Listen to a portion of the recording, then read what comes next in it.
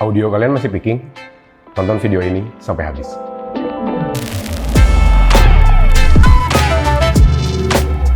Selamat datang di channel YouTube-nya Nesnumoto. Saya Gahara sebagai videografer di Nesnumoto. Kali ini saya akan ngebahas seputar audio. Dan video ini saya buat berdasarkan pengalaman saya selama saya wedding. Sebanyak lama lagi, kita masuk ke poin pertama. Poin pertama yaitu saya akan ngebahas tentang kabel. Kabel apa aja sih yang saya pakai? Saya di sini memiliki sekitar 1, 2, ada 5 kabel. Kabel yang pertama itu dari 35 ke, saya nyebutnya Akai sih, jack yang biasa ke gitar. Kabel yang kedua sama, dari yang 3,5 ke jack, tapi ini tuh mono dua-duanya, karena nanti saya jelasin ya. Yang ketiga dari 3,5 ke XLR. Yang keempat sama 3,5 ke double XLR, dan yang terakhir itu kabel sejuta umat 3,5 ke kabel RCA. Nah, dari kelibak nah pengen ketawain bentar. Oke. Dari kelima kabel ini nggak mungkin dong saya pakai semuanya. Yang pasti ada 2 kabel yang selalu saya pakai. Yang pertama kabel 3,5 ke Akai ya, ke Akai, sama 3,5 ke RCA. Sebenarnya semua fungsi itu sama untuk merekam.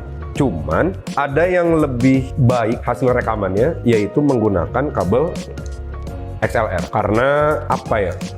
Dia tuh minim banget sih, apa ya namanya, gangguan apalah, saya juga nggak tahu lah. Cuman kata audio kayak gitu, lebih bagus pakai XLR. Cuman nggak semua mixer itu menyediakan XLR yang banyak. Jadi kembali lagi pada saat saya datang, saya selalu nanya sih biasanya, untuk output yang available tuh yang mana.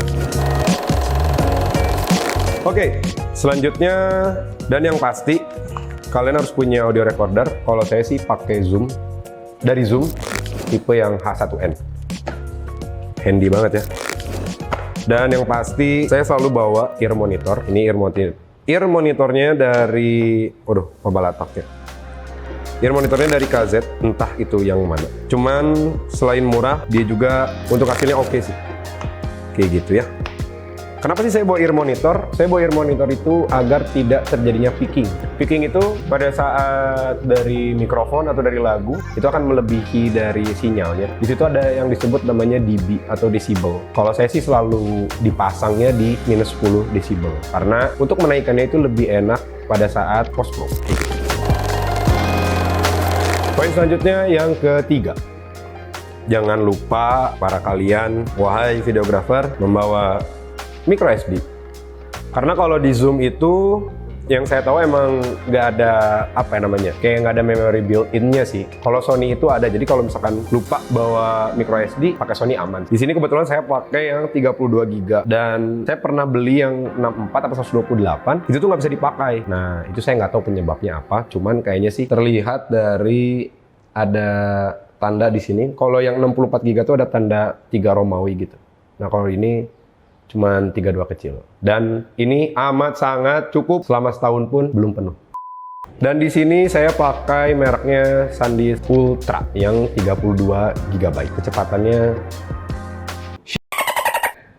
nggak ada kecepatan. Kalau dalam satu event itu event sih? Event ya. Yuk event apa event yuk? Event. Kalau event tuh bahkan ya. Jadi event. Oke, terima kasih Ayu. Nah, dalam satu event itu biasanya saya bisa menghabiskan sekitar 150 sampai 300 MB, dan itu akan dipakainya secara terpisah sih sebenarnya. Itu akan direkamnya secara terpisah pada saat akad maupun resepsi.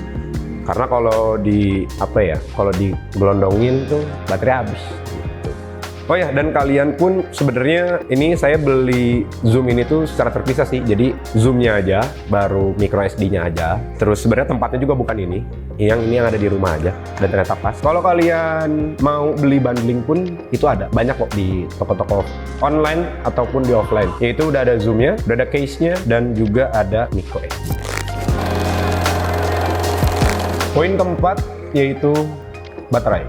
Zoom itu menggunakan baterai yang apa namanya?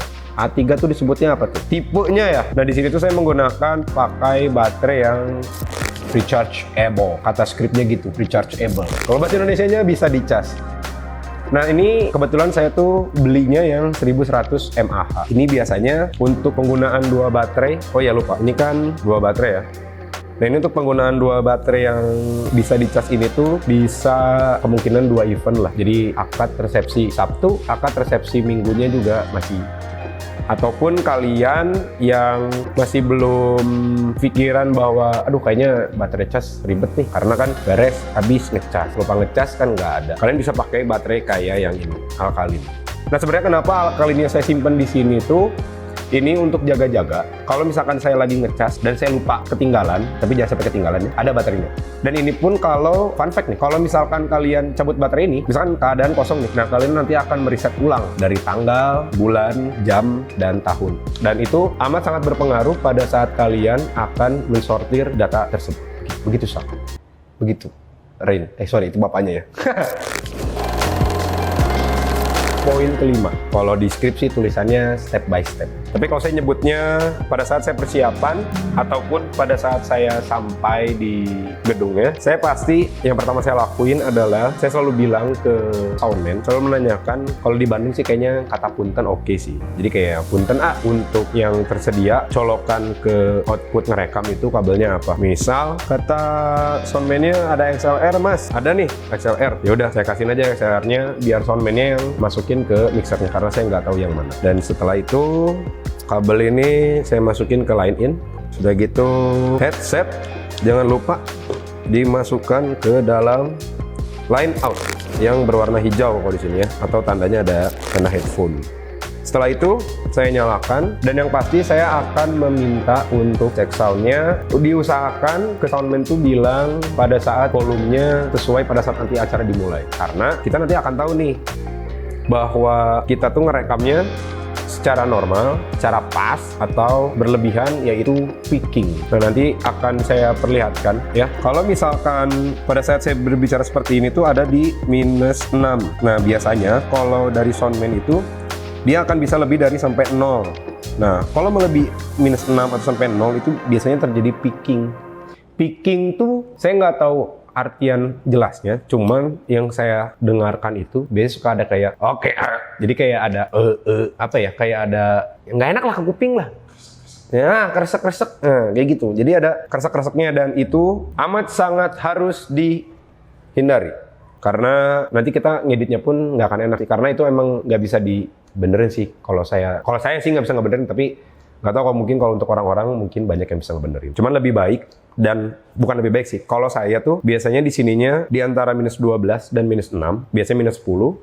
Dan setelah itu kita ke soundman tuh bilang aja kayak, mas tadi kan kita nyolokin pakai kabel XLR, kita minta aja mas atau kang output untuk ke audio recordernya itu kita pasang di -10. Itu kalau acara akad. Pada saat resepsi saya turunin lagi ke -20 karena akad dan resepsi itu outputnya berbeda. Jadi yang dimaksud berbeda itu pada saat akad itu biasanya volumenya tuh nggak terlalu besar karena memang hanya yang berbicara saja sih kebanyakan. Kalau resepsi itu kan suka ada, biasanya sih ada upacara adat tuh kayak pengiringnya di awal atau tengah-tengahnya nanti ada band, itu tuh volumenya pasti bakal naik biasanya. Nah itu untuk mixer yang saya nyebutnya apa? Digital lah. Tapi kan masih ada tuh mixer-mixer yang analog, yang bulat-bulat gitu kayak knop-knopnya gitu. Nah kalau di akad itu saya biasanya di arah jarum jam 11. Tapi kalau udah masuk resepsi itu di arah jarum jam 9. Emang sih kecil kesininya, tapi nanti kita ngebesarin di post-pro-nya itu enak. Dan saya biasanya ini di 5, antara 4, dari antara 4 sampai 6. Itu udah cukup sih kalau menurut saya. Jadi semuanya kembali lagi kepada kerjasama kalian sama soundman. Dan jangan lupa bilang punten. Oh iya, tadi saya lupa ngasih tahu. Kadang kalau misalkan kalian kayak ini kan mono nih, cuman satu. Perbedaan mono sama stereo, ya kalian pun sudah tahu lah di ininya.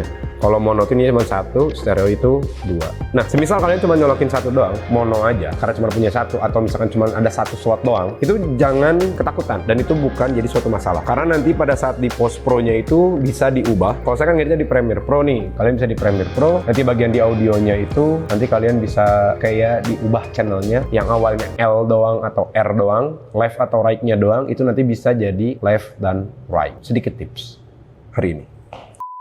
Oh ya, saya juga lupa tadi di sini tuh ada apa namanya ya, filenya, ada MP3 dan ada WAV.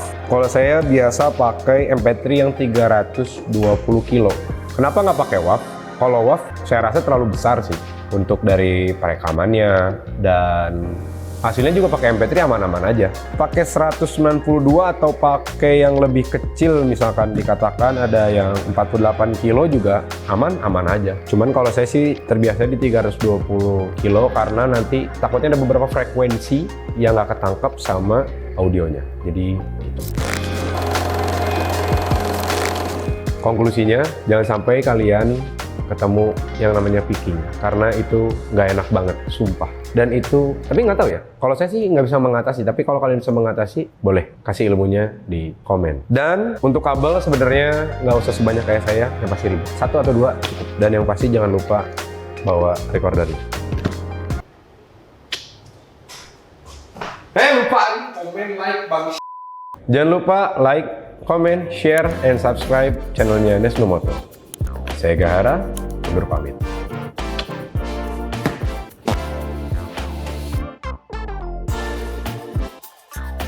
Terima kasih telah menyaksikan acara nggak jelas ini. Kelompok-kelompok pasti. Halo Joski, bangsa. Nah itu Joski ya. Ada syuting ada.